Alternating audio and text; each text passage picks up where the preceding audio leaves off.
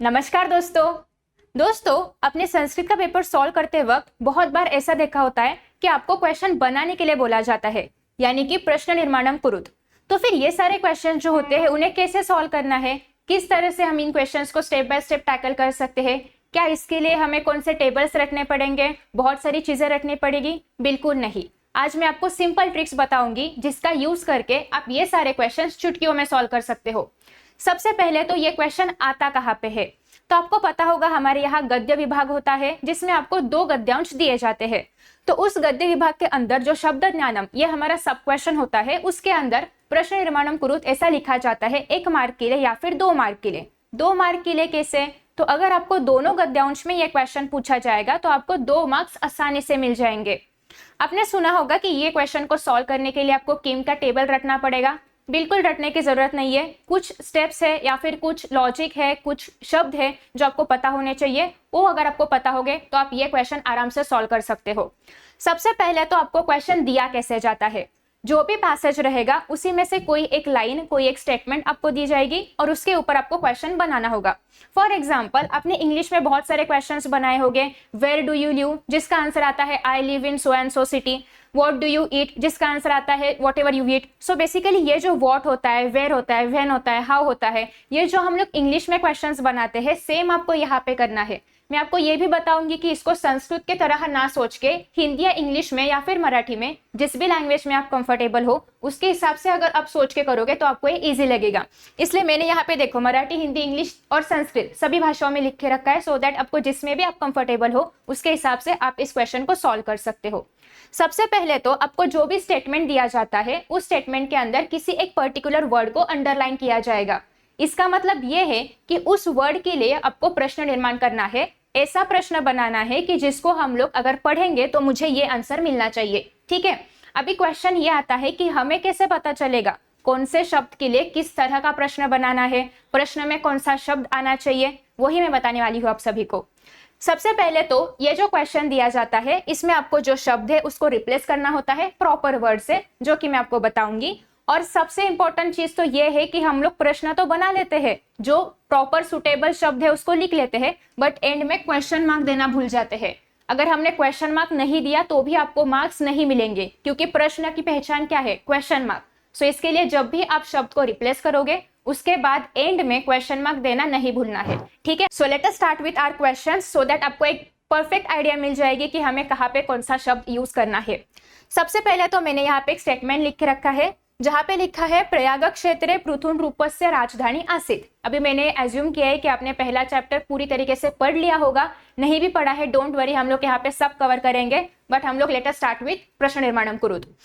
तो यहाँ पे आप देख पा रहे होगे कि मैंने एक शब्द के नीचे अंडरलाइन की है। अभी देख के आपको समझ में आ रहा होगा कि प्रयाग क्षेत्र नाम का एक कोई तो प्लेस है, एक कोई तो ठिकान है जहां पे पृथुन रूपस्य यानी कि पृथुन रूप की राजधानी थी। सो बेसिकली ये जो सेंटेंस है, अभी इसमें से जो प्लेस है उसके नीचे अंडरलाइन किया है। अभी इंग्लिश में हम लोग प्लेस के लिए कौन सा वर्ड यूज करते हैं? वेयर। ठीक है, मराठी में हम लोग कहाँ यूज हिंदी में हम लोग कहाँ यूज करते हैं, मराठी में कुठे यूज करते हैं। सो बेसिकली ये जो शब्द हिंदी, मराठी और इंग्लिश में हम लोग यूज करते हैं उसी के लिए संस्कृत में कुत्र ये शब्द है। यानी कि जब भी मुझे किसी प्लेस के लिए प्रश्न निर्माण करना होगा तो मैं कुत्र इस शब्द का यूज करूंगी। सो बेसिकली अभी हम लोग इसका आंसर कैसे लिखेंगे वो देखते हैं। सबसे पहले चीज तो जहां पे भी प्रश्न निर्माण करने वाला शब्द होता था, जिसके लिए हम लोग प्रश्न निर्माण कर रहे हैं, उसी शब्द की जगह पे हमें अपना शब्द यानी कि कुत्र लिखना है। सो कुत्र का आंसर क्या आएगा? वो ठिकान का नाम या फिर उस प्लेस का नाम, उस जगह का नाम। सो कुत्र और बाकी जो भी दिया है पृथुन रूपस्य, जैसा भी है वैसा डिट्टो आपको लिखना है, उसमें कोई चेंजेस नहीं होंगे। ठीक है, क्योंकि ये तो प्रश्न जो था हमें वो तो हमने बना लिया ना। अभी जो भी चीजें बची हुई है वो जैसी भी है वैसे आपको बस लिखते जाना है। तो अभी यहाँ पे देखो राजधानी। अभी और एक प्रेजेंटेशन का पार्ट यहाँ पे आएगा जो मैं आपको बताऊंगी, जो कि बहुत ज्यादा इंपॉर्टेंट है, क्योंकि अक्सर हम लोग संस्कृत का पेपर जो है वो बस लिखना नहीं होता है, उसको प्रॉपर्ली प्रेजेंट करना होता है। सबसे पहली बात तो एंड में क्वेश्चन मार्क आना चाहिए, विदाउट दैट आपने यहाँ पे कितना भी बराबर शब्द लिखा रहेगा आपको मार्क्स नहीं मिलते हैं। जैसे कि इन्होंने अंडरलाइन करके दी थी, हमने आंसर में भी अंडरलाइन करके देनी है। दैट इज कुत्र। दिस डिफाइंस व्हाट, कि आपने उसी शब्द के लिए प्रश्न बनाया है। सो आई होप कि अभी इसमें आपको कुछ भी डाउट नहीं है। जब भी किधर भी आपको प्लेस के बारे में क्वेश्चन पूछना रहेगा, हर जगह पे आप कुत्र इसी शब्द का यूज करोगे, ठीक है। After that next, so I hope कि आपको पहला क्वेश्चन कैसा बनाना समझ में आ चुका होगा। अभी हम फास्ट जाएंगे थोड़ा, क्योंकि आपको अभी बेसिक चीजें तो पता है। कौन सी चीजें? प्रश्न बनाने के बाद उसके एंड में क्वेश्चन मार्क होना चाहिए। जिस शब्द के लिए हमने प्रश्न बनाया था उस शब्द के नीचे भी अंडरलाइन होनी ही चाहिए। अभी देखो नेक्स्ट हम लोग देखेंगे हाउ, यानी कि कैसे। अभी आपको यहाँ पे जो दिया जा चुका है सेंटेंस, प्रजाहा निकृष्टम अन्न खादंती, मतलब क्या? जो प्रजा है, जो जनता है, वो निकृष्ट यानी कि बहुत अच्छा दर्जा का नहीं, कम दर्जे वाला या फिर अनहेल्दी खाना खा रही है। अनहेल्दी नहीं बोल सकते हम लोग, वो तो फास्ट फूड भी होता है, बट यानी कि कम क्वालिटी वाला, खराब क्वालिटी वाला खाना खा रही है। तो यहाँ पे ये जो खराब है, ये क्या दिखा रहा है? क्वालिटी दिखा रहा है, यानी कि इस शब्द को और ज्यादा डिफाइन कर रहा है, जिसको हम लोग इंग्लिश में क्या बोलते हैं, क्या बोल सकते हैं कि ये एक प्रकार का एडजेक्टिव है, ठीक है। तो ऐसे हम लोग अभी क्वेश्चन में क्या पूछेंगे, अगर कोई बोल रहा है कि हम खराब क्वालिटी का अन्न खा रहे हैं या फिर प्रजा खराब क्वालिटी के अन्न खा रही है, तो हम लोग क्या बोलेंगे? कैसे क्वालिटी के अन्न खा रहे हो, मतलब कैसे ना, हाउ। सो हाउ को हम लोग संस्कृत में 3 यहाँ पे लिखा है मैंने, क्योंकि हर एक लिंक के अकॉर्डिंग ये शब्द जो है वो बदलेगा। अगर ये शब्द, मतलब ये जो दिया जा चुका वाला शब्द है, यहाँ पे निकृष्टम दिया है। अभी आपको देख के पता चल रहा होगा कि ये नपुंसकलिंग में है। मोस्टली जो भी नपुंसकलिंग वाले शब्द होते हैं, मोस्टली बोल रही हूँ, हर बार नहीं, बट मोस्टली उनकी पहचान ये है कि उनका अंत, अगर वो एक वचन में है, अभी ऑफ कोर्स ये एडजेक्टिव है, बट उनका अंत हलंत म से होता है मोस्टली। तो यहाँ पे आपको देख के पता चल रहा है कि ये कौन से है, नपुंसकलिंग में है। अगर ये नपुंसकलिंग में है तो आपको यहाँ पे क्या यूज करना है? कीदृशम। अगर ये स्त्रीलिंगी में होता तो आप यूज करते कीदृशी। और अगर ये शब्द, जिस शब्द को अंडरलाइन करके दिया है उस शब्द के बारे में बात हो रही है, उसके आगे पीछे क्या है हमें उससे कोई लेना देना नहीं है। तो ये शब्द अगर पुल्लिंगी होगा तो आपको कीदृशः इसका यूज करना है, ठीक है। तो अभी देखो यहाँ पे प्रजाहा अन्न खादंती, यहाँ पे कोई चेंजेस नहीं हो गए, चेंजेस बस हो गए निकृष्टम के लिए। अब निकृष्टम के लिए, अभी ये जो निकृष्टम है हमने आइडेंटिफाई कर लिया कि वो पुल्लिंगी है, तो लेट अस रिप्लेस। अभी देखो अभी हम इसको कैसे लिखेंगे, जैसे है प्रजा वैसे प्रजा वैसे ही रहेगी, प्रजा का हम कुछ नहीं कर सकते। सो प्रजाहा, एक मिनट, हाँ, सो प्रजाहा निकृष्टम की जगह हमें क्या लिखना है? कीदृशम। अभी आपको ये रूल पता है क्या? मतलब आपको बहुत बार ये कंफ्यूजन होता रहेगा कि हमें म लिखना है, मतलब हलंत म लिखना है कि हमें अनुस्वार देना है। तो बेसिकली अभी देखो कहीं कहीं की जगह पे क्या होता है, हलंत म दिया जाता है ऐसे, कहीं कहीं जगह पे आपको निकृष्टम ऐसे मिलेगा। तो ये कब कैसे लिखना होता है? अगर निकृष्टम या फिर कोई भी शब्द के आगे स्वर आ रहा है, स्वर पता है आपको, अ आ ई उ एंड सो ऑन। सो अगर इस शब्द के बाद में स्वर आ रहा है तो हम ये म हलंत म लिखते हैं। और यहाँ पे अगर सपोज कि यहाँ पे ये शब्द ना होता और डायरेक्टली खादंती शब्द होता सपोज, तो हम लोग यहाँ पे निकृष्टम जो है वो हलंत म ना लिख के अनुस्वार दे देते, ठीक है। तो ये कैसे डिफाइन होता है? आगे वाला शब्द में स्वर है या फिर व्यंजन है, उसके अकॉर्डिंगली हम डिसाइड करते हैं कि पिछले वाले शब्द में म हलंत आएगा या अनुस्वार आएगा, ठीक है। यहाँ पे वैसे आपको उसकी जरूरत नहीं पड़ेगी, क्योंकि ये जैसा शब्द लिखा है वैसा ही आपको प्रश्न निर्माण करना है। बट आगे जब भी आप संस्कृत में कुछ भी लिखोगे तब आपको ये रूल पता होना चाहिए। ओके, सो अभी पहले तो हम इसको कंप्लीट करते हैं। आई होप कि आपको ये भी रूल अभी समझ में आ चुका होगा और नेक्स्ट टाइम आप इसको यूज करोगे। अभी यहाँ पे कैसे आएगा? हलंत म ही आएगा, क्योंकि नेक्स्ट आगे क्या है? स्वर है, यानी कि अन्नम अन्न खादंती। अभी देखो मैंने अभी ऐसा लिख दिया, ये बराबर है? नहीं बराबर, क्वेश्चन मार्क आना चाहिए ना, क्वेश्चन बनाया हमने, तो यहाँ पे क्या आना चाहिए? Question mark. तो बहुत बार हम लोग ना फ्लो में हमें दंडक देने की आदत होती है, तो हम लोग ऐसा फुल स्टॉप दे देते हैं, बट ऐसा नहीं करना है, क्योंकि ये शब्द ही प्रश्न बनाने वाला है, तो प्रश्न ही दिखना चाहिए। अभी क्या बचा है? अंडरलाइन बचा है, तो एंड में हमें बस इसको ऐसा अंडरलाइन करके दिखाना है कि हमने अपना शब्द लिख दिया है, ठीक है, डन। अभी नेक्स्ट क्वेश्चन में देखो क्या है, प्रजा पशुवत जीवंती, मतलब प्रजा पशु की तरह जी रही है, ठीक है। पशु की तरह मतलब यहाँ पे हम लोग डिफाइन करें कि वो कैसे जी रही है। यहाँ पे भी कैसे ही था, मतलब हम यहाँ पे भी हम लोग क्वालिटी ही बता रहे थे, हम लोग यहाँ पे भी एडजेक्टिव ही बता रहे थे, बट यहाँ पे हमने पशुवत जीवंती, इसके लिए अलग शब्द है कथम जीवंती। ठीक है, तो ये डिफरेंस जो है आपको याद रखना है। ठीक है, अभी यहाँ पे हम लोग पूछ रहे हैं कि मतलब हाउ हाउ हाउ मतलब प्रजा कैसी जी रही है, या फिर प्रजा कशी आहे। सो बेसिकली कशी, कैसे, हाउ, इन सब के लिए हम लोग क्या यूज करते हैं, कथम। ठीक है, कथम। अभी यहाँ पे देखो, कथम में मैंने इधर हलंत म लिखा है। जब भी आप लोग इंडिविजुअल शब्द लिखोगे, मतलब उसके आगे पीछे कुछ नहीं है, फॉर एग्जांपल चित्रपद कोश में हम लोग कैसे इंडिविजुअल शब्द लिखते हैं, तो वैसे आप लोग जब लिखोगे तो उसका जो म रहेगा वो हलंत आना चाहिए। बट आप उसको अगर किसी सेंटेंस में यूज कर रहे हो तो यू हैव टू चेक कि उसके आगे स्वर आ रहा है कि व्यंजन आ रहा है, उसके अकॉर्डिंगली आप इसको हलंत म या फिर अनुस्वार देके लिखोगे। ठीक है, अभी आपको पता चल गया कि इसके लिए प्रश्न बनाना है आपको। ठीक है, अभी देखो, ये जो है पशुवत, पशुवत क्या डिफाइन करता है कि कैसी है, मतलब कैसी जी रही है, तो यहाँ पे क्या आएगा, कथम। सो प्रजा, कथम का जो म है वो नहीं आएगा क्योंकि आगे क्या है, व्यंजन है, जीवंती, और अंत में क्या आना चाहिए, प्रश्न चिन्ह, और इसको क्या करेंगे हम लोग, अंडरलाइन। ठीक है, सो प्रजा कैसी जी रही है। आफ्टर दैट नेक्स्ट है, देखो नेक्स्ट क्या है, अगर आपको किसी क्वेश्चन में ऐसा दिया जा चुका होगा, कौन, हु, किस, क्या बोल सकते हैं हम लोग हिंदी में, कौन, बेसिकली कौन, मराठी मधला पण कोण, आणि हम लोग इंग्लिश में बोलते हैं हु। सो बेसिकली अगर ऐसा कुछ आपको क्वेश्चन बनाना रहेगा कि चारणाहा नृपस्य स्तुतिम गातुम उत्सुकाः, मैंने जानबूझ के सारे सेंटेंसेस फर्स्ट चैप्टर के लिए है, क्योंकि वो चैप्टर तो आई होप कि सभी ने एक बार तो पढ़ लिया होगा, क्योंकि आगे के चैप्टर्स में भी नहीं पढ़े होंगे, बट फर्स्ट चैप्टर है, जोश जोश में पढ़ लिया होगा, आपको आंसर्स पता होंगे, इसके लिए मैंने ये चैप्टर लिया है। तो अभी देखो, चारणाहा ये क्या रिप्रेजेंट कर रहा है, मतलब इसका पहले तो मीनिंग जान लेते हैं। चारणाहा मतलब जो राजा के दरबार में आए थे राजा के गुणगान गाने के लिए, या फिर राजा के बारे में अच्छी अच्छी बातें करने के लिए हम लोग बोल सकते हैं। तो वो जो चारणा है वो पृथु राजा की, पृथु नृप से यानी कि, या फिर रूप से यानी कि राजा की स्तुति गाने के लिए उत्सुक है। ठीक है, वो चारणाहा राजा की स्तुति गाने के लिए उत्सुक है। तो हमें यहाँ पे क्वेश्चन बनाना है कि कौन कौन स्तुति गाने के लिए उत्सुक है। अभी कौन के लिए हम लोग क्या यूज करेंगे, हमारे पास ऑप्शन है। अगर वो एक वचन में दिया जा चुका है, मतलब यहाँ पे चारण होता, एक ही चारण होता, मतलब एक ही जन कोई तो गा रहा होता, तो हम लोग यहाँ पे कह यूज करते एज अ प्रश्नार्थक शब्द के लिए। पर यहाँ पे चारणाहा है, मतलब बहुवचन है, बहुत सारे चारण है, तो हम लोग यूज करेंगे के। तो आपको अगर किम का टेबल पता होगा तो पुल्लिंग के वचन आपको पता होंगे, तो उसी के अकॉर्डिंग हम लोग ये यूज करने वाले हैं। ठीक है, सो आपको ये पता होगा, कह, कौ, के।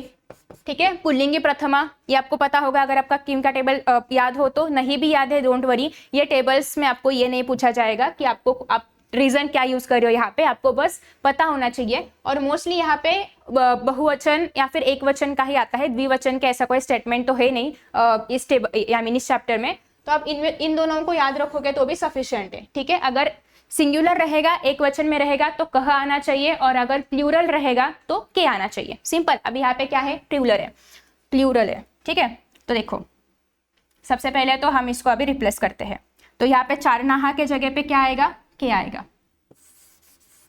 के नृपस्य जैसा भी है वैसा ही, तो आपको बस एक शब्द लिखने के 1 मार्क्स मिल रहे हैं और क्वेश्चन मार्क देने के, इसमें ज्यादा कुछ भी लॉजिक नहीं लगाना है। बस आपको ये देखना है कि जिसके लिए हम लोग शब्द जिसके लिए हम लोग प्रश्न बना रहे हैं वो क्या डिफाइन कर रहा है, वो कोई एडजेक्टिव है, वो कोई नाउन है, वो क्या है।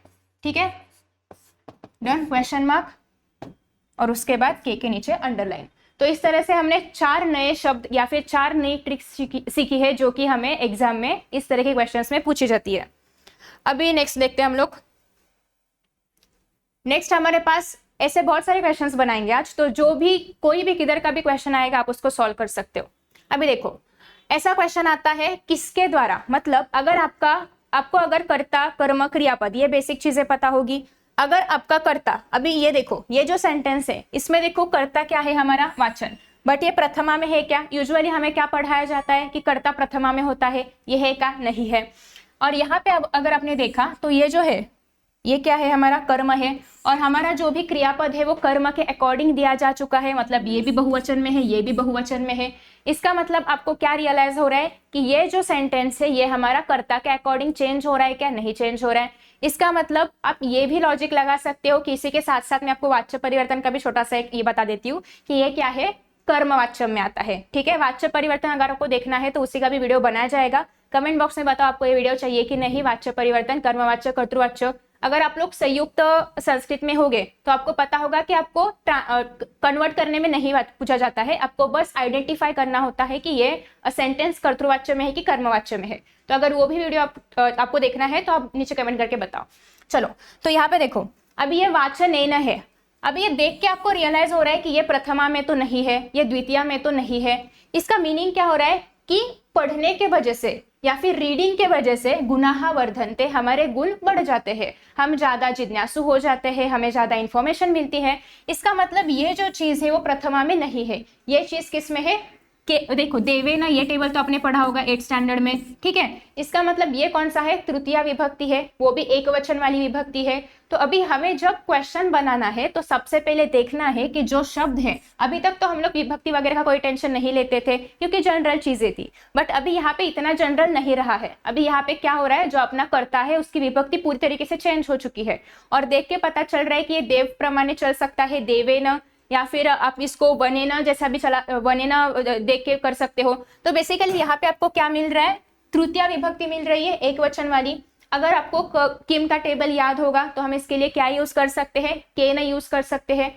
बहुत पुल्लिंगी रहेगा और नपुंसकलिंगी रहेगा तो के न यूज कर सकते हैं, पर अगर यही स्त्रीलिंगी में रहेगा तो उसका क्या आना चाहिए, कया आना चाहिए। मोस्टली इतना डिफिकल्ट आपको नहीं दिया जाता है, केन तक ही दिया जाएगा। तो अगर आपको ऐसा कोई सेंटेंस दिया जाता है तो हमें क्या करना है, जस्ट वाचनेन को रिप्लेस करना है। हमें विभक्ति तो पता चल चुकी है कि क्या है, कहाँ से आया ये, हाँ हमें विभक्ति तो पता चल चुकी है कि तृतीया है। तृतीया का केम का क्या आता है, केन आता है, जाके उसको रिप्लेस कर दो, बस हो गया।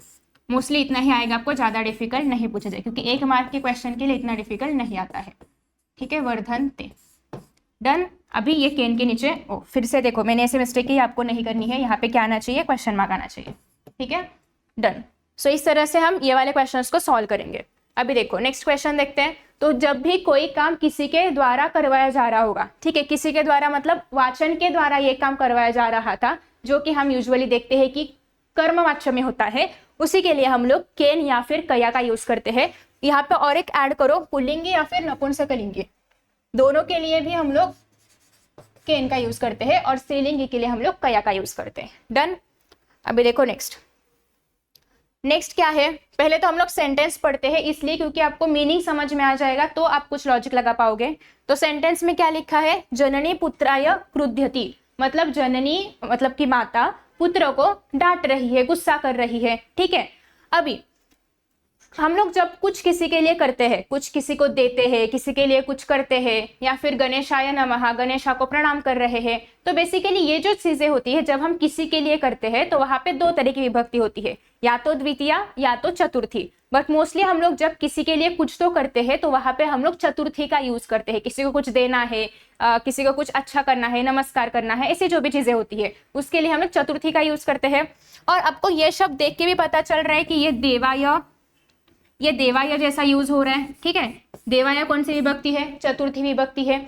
यानी कि आपको यहाँ पे क्या करना है, जैसे हम मतलब जननी पुत्र को डांट रही है, तो हम लोग क्या पूछेंगे, जननी किसको डांट रही है। ठीक है, हम लोग ये पूछ सकते हैं ना, किसके लिए चल रही है सब, जननी किसके लिए डांट रही है, या फिर बोल सकते हैं कि किस कारण की वजह से, ये कारण नहीं, कारण के लिए अलग आएगा, कारण यूज मत करो। या फिर मराठी में हम बोल सकते हैं कि कोणासाठी, इंग्लिश में हम बोल सकते हैं कि फॉर हुम, किसके लिए हो रहा है ये सब, तो ये सब हो रहा है पुत्र के लिए। ठीक है, सो अभी पुत्र के लिए अगर ये सब हो रहा है तो हमें पुत्र के लिए प्रश्न भी तो बनाने पड़ेंगे।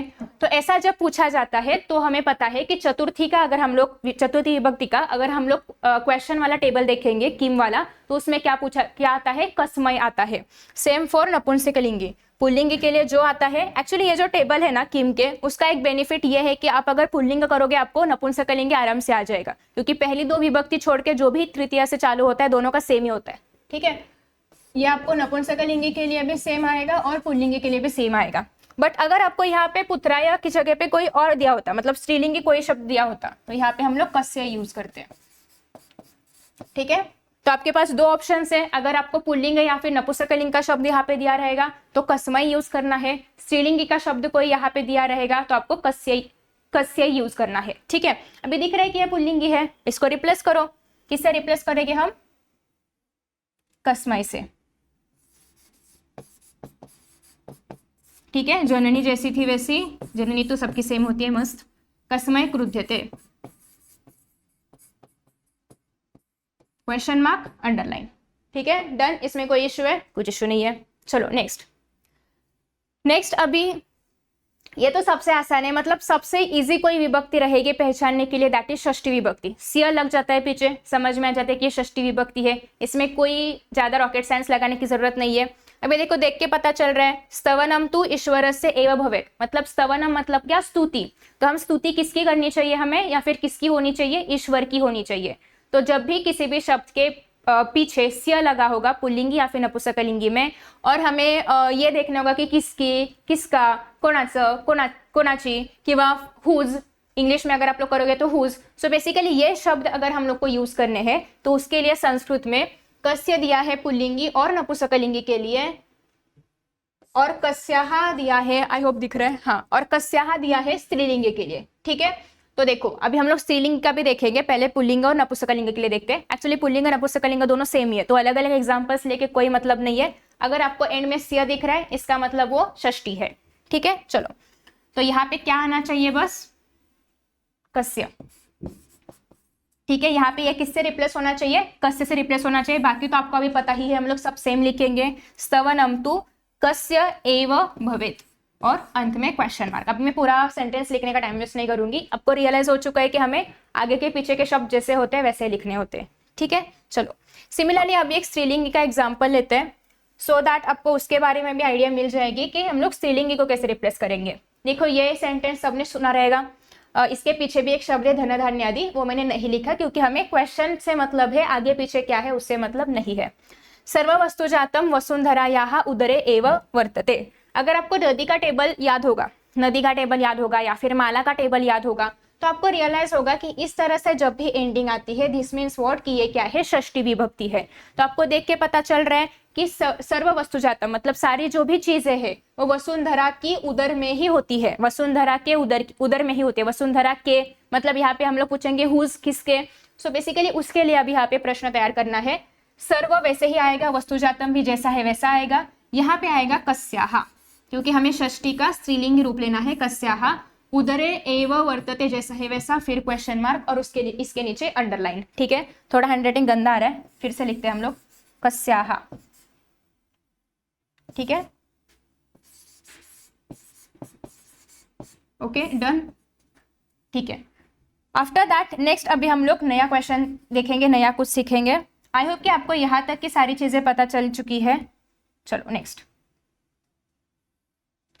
नेक्स्ट अभी हमारे पास है, आपको अगर कभी टाइम पूछा जाता है तो हम लोग कैसे जवाब देते हैं इंग्लिश में? व्हेन। मतलब आपको कोई पूछेगा ना कि यहाँ पे आ जाओ, तो तुम क्या बोलोगे? कब आना है, मतलब when do I have to come. So basically वही, अगर आपको कभी किसी चीज का टाइम बताना है, समय बताना है, तो हम लोग क्या पूछते हैं? व्हेन। हिंदी में पूछेंगे कब, मराठी में पूछेंगे कधी, वैसे संस्कृत में पूछना है आपको कदा। ठीक है, संस्कृत में क्या पूछोगे आप? कदा। सो देखो यहाँ पे क्वेश्चन में क्या दिया जा चुका है? राज्याभिषेक के समय, मतलब राज्याभिषेक के वक्त, चारणाः नृपस्य स्तुतिम गातुम उत्सुकाः, मतलब राज्याभिषेक के वक्त जो चारण है, जो भी स्तुति गाने के लिए आए थे, जो भी राजा की प्रशंसा करने के लिए आए थे, वो स्तुति गाने के लिए उत्सुक थे। मतलब जब भी राज्याभिषेक का समय था तब वो चारणा उत्सुक थे। तो अभी हमें राज्याभिषेक समय के लिए क्वेश्चन बनाना है। मतलब कैसे क्वेश्चन बनेगा? वो चारणाः कब उत्सुक थे। कब मतलब क्या होता है? व्हेन। व्हेन मतलब क्या होगा? कदा। ठीक है, यहाँ पे कोई आपको पुल्लिंगी, स्त्रीलिंगी, नपुंसकलिंगी नहीं देखना है, डायरेक्टली कदा यूज करना है, कोई विभक्ति भी नहीं देखनी है आपको। ठीक है, तो यहाँ पे लिखो कदा, अंडरलाइन करनी है। चारणाः जैसे वैसे, नृपस्य जैसे है वैसे, स्तुतिम भी वैसे ही आएगा, गातुम उत्सुकाः जैसे है वैसे, अंत में क्वेश्चन मार्क। ठीक है, डन। ये सबको पता चल रहा है, इसमें कोई चेंजेस नहीं होंगे। अगर आपको कोई टाइम दिया जा चुका है, राज्याभिषेक समय होगा, दोपहर का समय होगा, शाम का होगा, कब का भी समय होगा, आपको हर जगह पे कदा ही यूज करना है। सो बेसिकली आपको ये रियलाइज हो रहा है कि जब हम लोग किसी भी सेंटेंस को अपनी मदर टंग में या फिर इंग्लिश में, हिंदी में कन्वर्ट करके देख रहे हैं और हमें उसके अकॉर्डिंग से जब हम लोग क्वेश्चन बना रहे हैं, तो हम लोग ये सारे शब्द इजीली यूज कर सकते हैं। डायरेक्टली करने जाओगे कंफ्यूजन होगा। उससे बेटर है उस जो भी सेंटेंस दिया है उसको या तो मराठी में, हिंदी में, इंग्लिश में, जिसमें भी आप कंफर्टेबल हो उसमें ट्रांसलेट करो अपने आप में और फिर पूछो कि हमें किसके लिए क्वेश्चन बनाना है और उसके अकॉर्डिंगली फिर आप वो शब्द यूज कर सकते हो। चाहिए तो आप ये लिख के भी लो कि व्हेन रहेगा तो कदा यूज करेंगे, किसके लिए रहेगा तो कस्मय, या फिर स्त्रीलिंगी में रहेगा तो कस्य यूज करेंगे। सो ये जो भी चीजें हैं लिख के रखो सो दैट आप उसको एक 4-5 बार भी रिवाइज करोगे ना बस देख के उस टेबल को, तब भी पूरी चीजें याद हो जाएगी। ठीक है, क्योंकि ये इतना बड़ा, इतना डिफिकल्ट नहीं है, बहुत इजी चीजें हैं। आपको बस उसको प्रॉपरली ट्रांसलेट करने आने चाहिए और फिर आप इसको आराम से सॉल्व कर सकते हो। चलो अब देखो नया, एक आपने पढ़ा था वेर के लिए सबसे पहले हमने देखा था कुत्र, ठीक है वो तो था ही, बट यहाँ पे आपको जो शब्द दिखा है वो जो शब्द था प्रयाग क्षेत्र था ना, तो प्रयाग क्षेत्र वॉज इन सप्तमी, ठीक है, और वो भी एक वचन में था तो हमने कुत्र लिख दिया। बट ये जो है श्लोकेशु, ये जो शब्द है इसको आपको क्या लिखना होगा, केशु लिखना होगा। तो जिस तरह से शब्द दिया गया है हमारा ओरिजिनल शब्द उसके अकॉर्डिंग ही हमें प्रश्न निर्माण करना है। तो अगर ये श्लोकेशु के फॉर्मेट में है तो आपको केशु उसका प्रश्न बनाना है। तो यहाँ पे इसका मीनिंग भी सेम ही होता है, वह ही होता है। अभी ये जो सेंटेंस है वो पढ़ते हैं, श्लोकेशु व्यवस्थापन शास्त्रस्य मूल तत्वानि निर्दिष्टन्ति। मतलब क्या, श्लोक के अंदर जो भी व्यवस्थापन शास्त्र है उसके मूल तत्व के बारे में लिखा जा चुका है। तो हम लोग ऐसे पूछेंगे ना कि कहाँ लिखा जा चुका है, तो कहाँ लिखा जा चुका है, श्लोकों में लिखा जा चुका है। ठीक है, तो यहाँ पे श्लोकेशु, अभी देखो श्लोकेशु को हम लोग क्या लिखेंगे, केशु। एक मिनट, क्या लिखेंगे हम यहाँ पे, केशु। और बाकी जो भी चीजें हैं व्यवस्थापन शास्त्र से मूल तत्वानि निर्दिष्टानि, फिर क्वेश्चन मार्क जैसा है वैसा आएगा। और हमने जो अभी नया शब्द लिखा उसके नीचे अंडरलाइन दिख रहा है, डन। इसमें कोई डाउट नहीं है, आराम से हो रहा है। जैसे आपको शब्द दिया जा चुका होगा वैसे ही आपको मिरर कॉपी बनानी है उसकी, जिस लिंग में दिया जा चुका है, जिस वचन में दिया जा चुका है, जिस भी तरह से दिया जा चुका है उसी का हमें किम का रूप यूज करना है या फिर उसी का प्रश्नार्थक हमें यूज करना है। ठीक है, चलो नेक्स्ट है कस्मात। कौन सी विभक्ति है कस्मात, पंचमी विभक्ति है। पंचमी विभक्ति क्या रिप्रेजेंट करती है, सेपरेशन, दुख दर्द पीड़ा। ओके, सेपरेशन मतलब क्या, हम लोग बोलते हैं कि धनात् रुते जीवनम कठिनम, मतलब धन के बिना, पैसे के बिना जीना क्या है, कठिन है। सो पैसे के बिना मतलब अगर हम लोग पैसे को और हमें सेपरेट कर दे तो हम जी नहीं सकते। सिमिलरली हम अभी मोबाइल का एग्जांपल ले सकते हैं, दोनों को सेपरेट करेंगे तो हम जी नहीं सकते, बट ठीक है वो ज्यादा डिफिकल्ट हो जाएगा। सो बेसिकली धनात् रुते मतलब कि धन के सिवा या फिर without money we can't live. So basically ऐसा जब भी आपको किधर कुछ भी सेपरेशन के बारे में दिखता है तो वहां पे हमेशा कौन सी विभक्ति होती है, पंचमी विभक्ति होती है। और पंचमी विभक्ति के लिए पुल्लिंग के लिए हमारे पास शब्द है दैट इज कस्मात। सेम फॉर नपुंसकलिंग के लिए भी हमारे पास शब्द है दैट इज कस्मात। ठीक है, और यही अगर आपको स्त्रीलिंग के लिए पूछा जाएगा तो यहाँ पे हम लोग लिखेंगे कस्याहा। बट मोस्टली आपको स्त्रीलिंगी के शब्द नहीं है बुक में, तो हम लोग उसके बारे में ज्यादा डिस्कशन नहीं करेंगे क्योंकि हमें एग्जाम पॉइंट ऑफ व्यू से पढ़ना है। तो हमारे पास मोस्टली पुल्लिंगी और नपुंसकलिंगी के शब्द है, उसी के ऊपर हम लोग फोकस करेंगे। ठीक है, अभी तो हमारे पास धनम है यानी कि नपुंसकलिंगी शब्द है। अभी धनात् रुते जीवनम कठिनम, धनात् के लिए हमें प्रश्न बनाना है। कैसे आएगा प्रश्न, कस्मात, किसके बिना जीवन कठिन है। ठीक है, किसके बिना, ठीक है, विदाउट हुम, तो कस्मात। रुते जैसा है वैसा आएगा, जीवनम जैसा है वैसा आएगा, कठिनम जैसा है वैसा, क्वेश्चन मार्क, इसके नीचे अंडरलाइन। ठीक है, कोई डाउट है इसमें, नहीं, डन।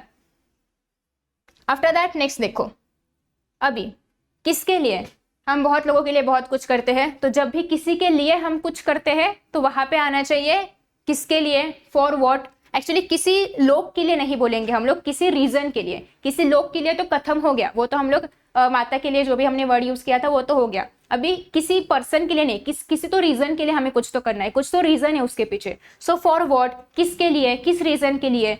तो ऐसा जब भी क्वेश्चन पूछा जाता है और इसके लिए जब भी क्वेश्चन पूछना होता है तो हमारा क्वेश्चन होता है किमर्थम, मतलब किस रीजन के लिए, अर्थ मतलब क्या कॉज था वो करने के पीछे। तो ये जब भी किसी का ट्रांसलेशन रहेगा तो यहाँ पे आएगा वैदिक धर्मस्य स्थापनार्थम शंकरः प्रस्थापनम अकरोत्। मतलब क्या, वैदिक धर्म के स्थापना के लिए आदि शंकराचार्य जो है उन्होंने प्रस्थापन किया या फिर वो चले गए। सो बेसिकली ये जो है वो रीजन है, वो क्यों गए उसका रीजन है ये। मतलब हम क्या पूछेंगे, किमर्थम, किसके लिए वो चले गए, तो इस अर्थ के लिए, इस कॉज के लिए या फिर इस रीजन के लिए। तो इसका आंसर हम लोग कैसे लिखेंगे, किमर्थम। और आपको पता है अभी कीमर्थम का म हलंत आएगा कि नहीं, सोचो, तब तक मैं लिखती हूँ। नहीं आएगा ना, आगे देखो, आगे शंकरम है, यहाँ पे अगर आदि शंकराचार्य हो ऐसा होता तो मैं हलंत म लिखती, क्योंकि आ क्या है, स्वर है, अभी श स्वर है क्या, नहीं, सो नहीं आएगा हलंत म। शंकर आगे जैसा है वैसा प्रस्तापनम अकरोत, ठीक है, आगे का आप लिख लो, प्रस्तापन अकरोत क्वेश्चन मार्क और इसके नीचे अंडरलाइन, ठीक है, डन। तो 11 क्वेश्चन थे, 11 टाइप के क्वेश्चन हम लोग बना सकते हैं। इसके आगे भी कस्मीन वगैरह होता है, वो भी आपको देखना है तो हम लोग देख सकते हैं। चलो एक और कर लेते हैं, 12वां, मतलब 1 डजन पूरा हो जाएगा अपना। चलो कर लेते हैं, वो भी कर लेते हैं। वो यहाँ पे एक्चुअली मैंने प्लान नहीं किया था, बट हम लोग, ठीक है। कस्मीन, कस्मीन अभी हम लोग कैसे रिप्रेजेंट कर सकते हैं, देखो इसको, प्रयाग क्षेत्र है, सेम एग्जांपल लेते हैं, शुरुआत और अंत दोनों सेम से करते हैं। प्रयाग क्षेत्र क्या था हमारा एग्जांपल, प्रयाग क्षेत्र पृथुन रूपस्य राजधानी आसीत, बराबर है। प्रयाग क्षेत्र ओके, पृथुन रूपस्य राजधानी आसीत।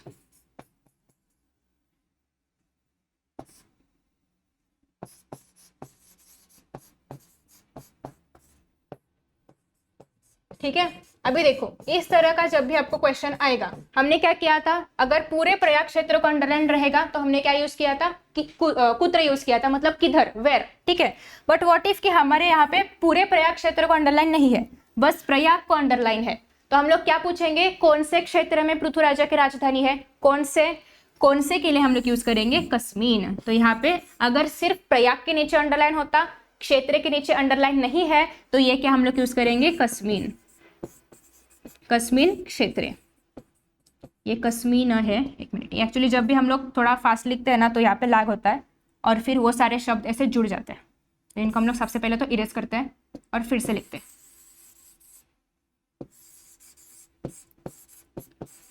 कस्मीन, फिर आएगा क्षेत्र, और यहाँ पे अंडरलाइन बस कस्मीन को आएगा क्योंकि सिर्फ कस्मीन के लिए हमने यूज किया था, बाकी जो शब्द जैसे है वैसे अकरोत के बाद क्वेश्चन मार्क, ठीक है। तो इस तरह से हम लोग क्वेश्चंस को जो है फॉर्म करेंगे। पूरे 12 टाइप्स हमने देखे हैं, इसके बाहर का कुछ भी नहीं पूछा जाएगा, इतना मोर देन इनफ है, ठीक है। अब ये 12 सुन के डर मत जाना, क्योंकि बहुत इजी है। कुछ चीजों के लिए तो बस आपको लॉजिक लगाना है, टेबल वेबल कुछ रखना भी नहीं है, ठीक है। मतलब कितने आसानी से हमने इसको सॉल्व कर लिया। सो आई होप कि आपको सारे क्वेश्चन समझ में आ चुके होंगे। आपके पास अगर कुछ भी क्वेश्चन रहेगा इसके रिगार्डिंग तो आप कमेंट सेक्शन में डाल सकते हो, उसका आंसर आपको मिल जाएगा। सो आई होप कि अभी इसके बारे में कोई भी डाउट नहीं है और आपके 1-2 मार्क्स तो कंफर्म हो चुके हैं। इसी के तरह अगर आपको आपके मार्क्स पूरी तरीके से कंफर्म करना है, 100% कंफर्म करना है, तो बाकी की वीडियोस देखना ना भूलिए। Thank you so much for watching and see you in the next session. Bye bye.